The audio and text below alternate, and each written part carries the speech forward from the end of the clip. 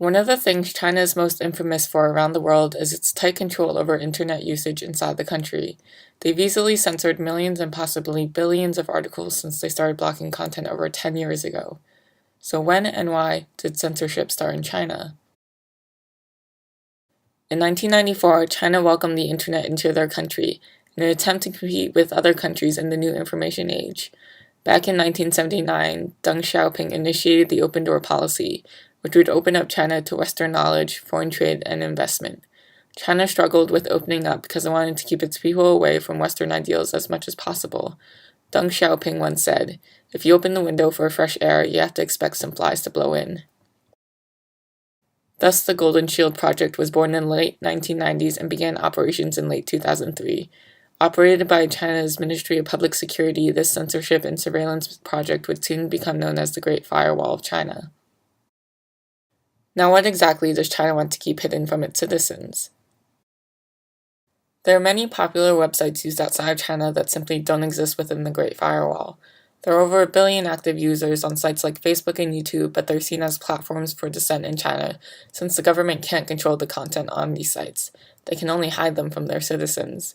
Because of the growing popularity of social networks, China has some of its own sites that they monitor within the country. These include Renren, Weibo, and Youku, which are seen as equivalents to Facebook, Twitter, and YouTube. Besides social media, there are tons of content and search terms that are blocked by the government. Most of them are subjects that can cause friction between the population and the government.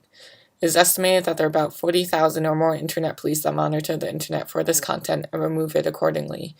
In the past few years, anonymity has also been removed before users can post on popular Chinese news sites and internet portal sites, as another way to prevent negative comments against the government. In 2012, 80 people had been imprisoned for posting their views on the internet, and the whole sites have been shut down for violating the Constitution or attacking state leaders.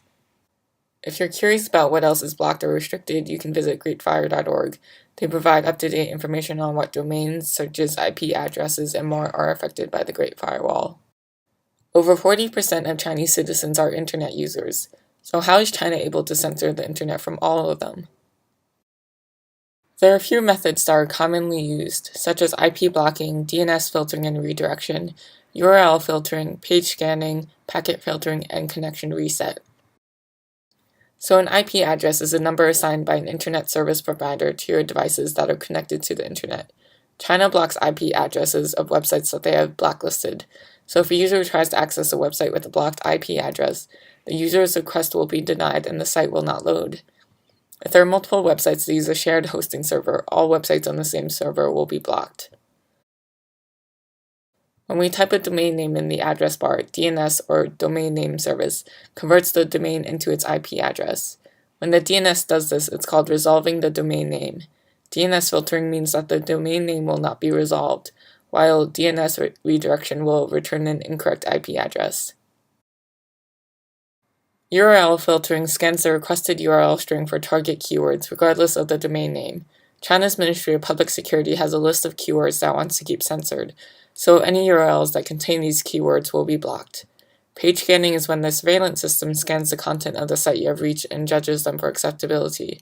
If the system deems it inappropriate, the user will experience a breaking connection in anywhere from a few minutes to an hour. Now, to understand packet filtering, you should know what TCP or Transmission Control Protocol is. It's one of the core protocols of the Internet Protocol Suite. Browsers use TCP to connect to servers on the web.